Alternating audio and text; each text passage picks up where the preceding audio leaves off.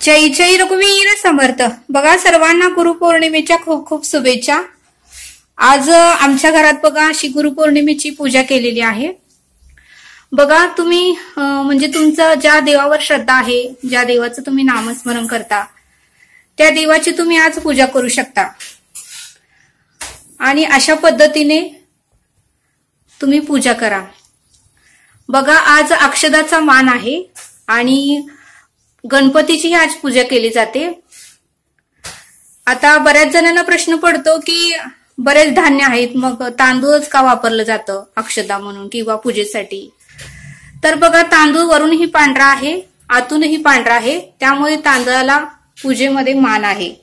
बघा, लग्न कार्यामध्ये किंवा सत्यनारायणच्या पूजामध्ये आपण तांदूळच वापरतो, म्हणजे अक्षदा म्हणून तांदळाला खूप मान आहे। आणि बाकीचे जे धान्य आहेत ते वरून त्यांचा कलर वेगळा असतो, आतून वेगळा आहे। आता गहू वरून लाल आहे, आतून पांढरा आहे, पण तांदूळ तसं नाही, त्यामुळे अक्षदा म्हणून तांदळाला मान आहे। बघा, तुम्ही अशा पद्धतीने पूजा करू शकताय। जर तुमच्याकडे कुठली फळं असेल तर ते फळं तुम्ही नैवेद्य म्हणून दाखवू शकता। आणि आज पैशाचीही पूजा करू शकताय, कारण तीही आपल्यासाठी लक्ष्मीच आहे।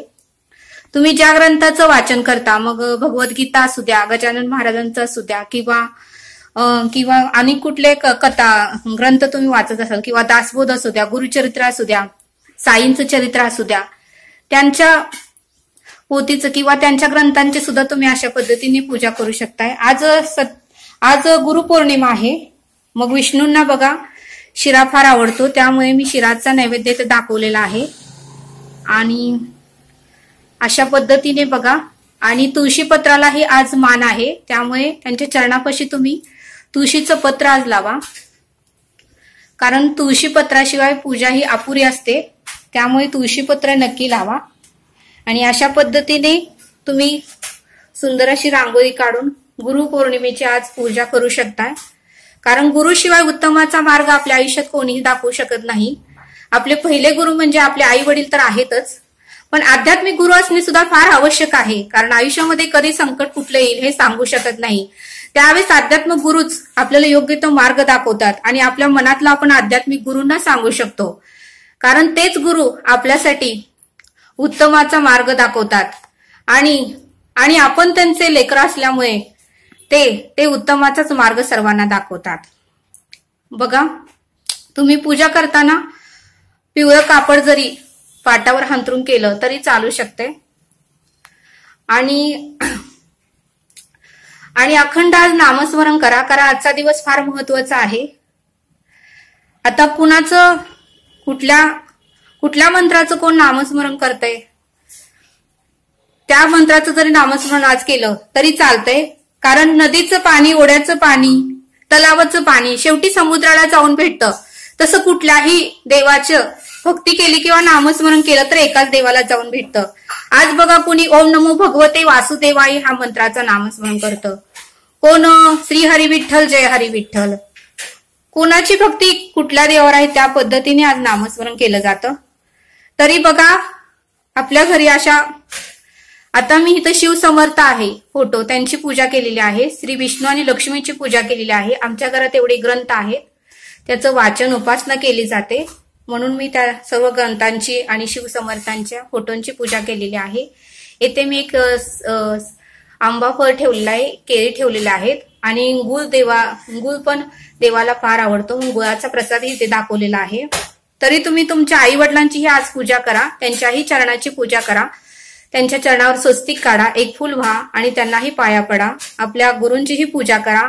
आणि आजचा दिवस फार महत्वाचा आहे, अखंड नामस्मरण करा।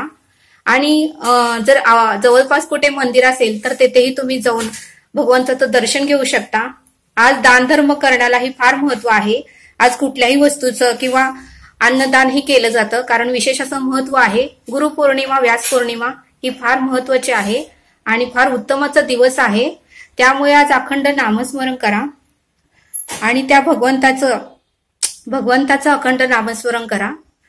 आणि आजचा दिवस फार महत्वाचा आहे। अशा पद्धतीने तुम्हीही तुमच्या घरामध्ये कुठलाही फोटो असेल किंवा तुमचं आध्यात्मिक ज्या देवावर श्रद्धा आहे त्या देवाची तुम्ही आज पूजा करू शकताय। आणि तुमच्या जवळपास फुलं असेल तर ही फुलं अशी अर्पण करून सुंदर अशी तुम्ही पूजा करून गुरुपौर्णिमा हा दिवस उत्तमाचा साजरा करू शकताय। बघा अशी मी उत्तमाची गुरुपौर्णिमेची पूजा केलेली आहे। तरी शेवटी तुम्ही आरती करा आणि देवाला नैवेद्य दाखवा आणि आजचा दिवस असा उत्तमाचा तुम्ही घालवा आणि जेवढं होता येईल तेवढं आज सत्कर्म करा, नामस्मरण करा। जे काही चिमण्या असतील त्या चिमण्यांना तांदूळ पाणी ठेवा। आपल्या घरासमोर कोण येते त्यांना दुखवू नका आणि त्यांना होता येईल तेवढं मदत करण्याचा प्रयत्न करा। आणि आज आपल्या घरातील जे आजी आजोबा किंवा आई वडील असतील त्यांचीही पूजा करा, आपल्या गुरूंचीही पूजा करा, ग्रंथांची पूजा करा आणि मंदिरात जाऊन भगवंताचंही दर्शन घ्या आणि आरती उत्तमाची करा। अशा पद्धतीने तुम्ही गुरुपौर्णिमेची पूजा करू शकताय। मी अशा पद्धतीने गुरुपौर्णिमेची पूजा केलेली आहे। तरी सर्वांना परत एकदा गुरुपौर्णिमेच्या खूप खूप शुभेच्छा। तरी आता आपण येथेच थांबूया। धन्यवाद। जय सद्गुरू।